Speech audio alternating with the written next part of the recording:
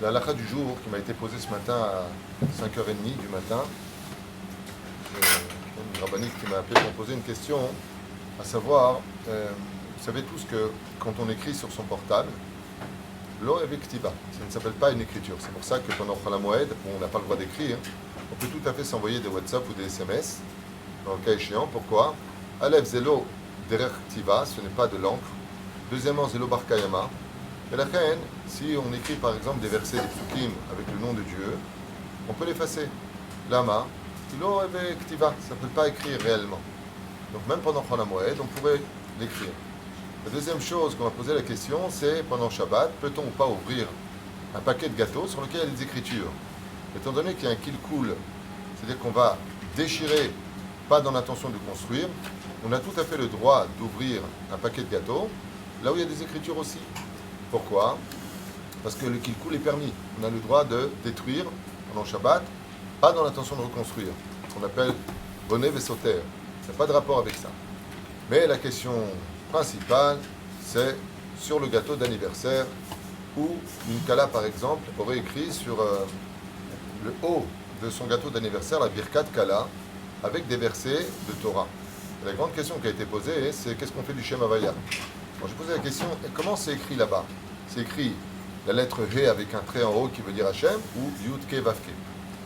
Alors d'abord et avant tout, il faut faire attention de ne pas écrire n'importe quoi et n'importe comment. Quand on écrit le nom d'Hachem, on l'écrit toujours ou Aleph, ou Dalet avec un trait en haut, ou la lettre He. En général, la tradition juive, c'est d'écrire la lettre He en guise de Hachem. Les Ashkenazim, eux, écrivent Yud Yud en guise de Hachem. Donc on sait que quand on a deux Yud l'un à côté de l'autre, c'est ce qu'on voit dans les anciens Sidurim, peut-être encore maintenant, je ne sais pas, en tout cas dans les anciens Sidurim, quand tu vois le nom de Dieu, c'était Yud Yud, En Bezebaya. On va écrire Yud Ke Vav Ke, Zelo Nachon.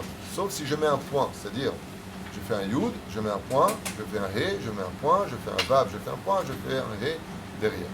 Aval Bechol Ofen, la question est, maintenant ils ont écrit des versets, Yom Uledet Samer, pour un gâteau, et là-bas il marque Shetraï, Nimsa, ou toutes sortes de versets où il y aurait même le nom de Dieu.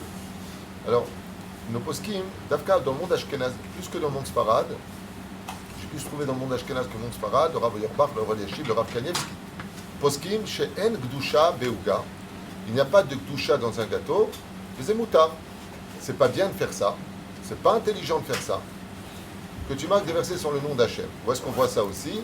Dans les lettres d'invitation, les invitations de mariage, évite de marquer le nom de Dieu dessus.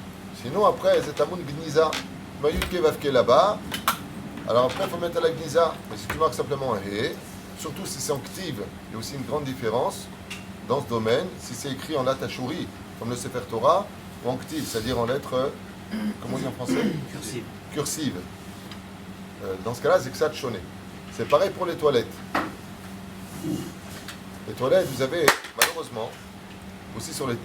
Moi, j'interdis à ma femme d'acheter ces serviettes-là. Il y a marqué Shabbat Shalom en lettres du Sefer Torah sur les serviettes qu'on pose sur la table pour s'essuyer la bouche, les mains. L'auto. La main, après, tu jettes ça à la poubelle. Et c'est en écriture comme le Sefer Torah. Shabbat, c'est le nom d'Hachem. Shalom, c'est le nom d'Hachem. C'est pas intelligent de faire ce genre de choses. Par contre, si c'est écrit en cursive, alors c'est Pachot Bayati. Et c'est pareil pour les toilettes. Il est préférable, celui qui a de la Yirat Shamaïm, de retirer le papier. Il devrait marquer l'Irvot Shabbat Kodesh. Il est préférable de retirer les papiers et de ne pas rentrer ce genre de choses à l'intérieur. Plus que ça encore, comme j'ai expliqué les tonim, il y a des gens qui lisent le journal dans les toilettes. Tu vois, ça va bien ensemble. J'ai vu certains commentaires. Aval, c'est Baya. Comment c'est écrit là-bas?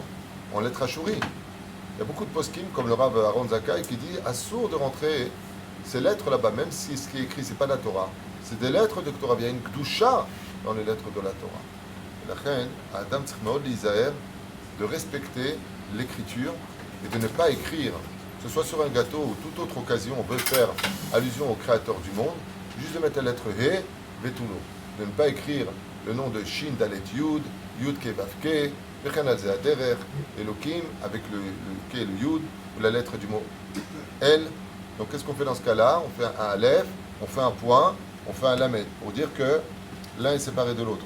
Mais si vous lève les Bezrat Hashem, alors si la personne s'appelle Yecheskel, Yehuda, tu vas tomber dessus. Assishtadel au moins de l'écrire en cursive et non pas en lettres hachouées. Voilà, c'est juste un petit tour rapide d'une question qui m'a été posée ce matin, à laquelle on pourrait se heurter tous autant qu'on est.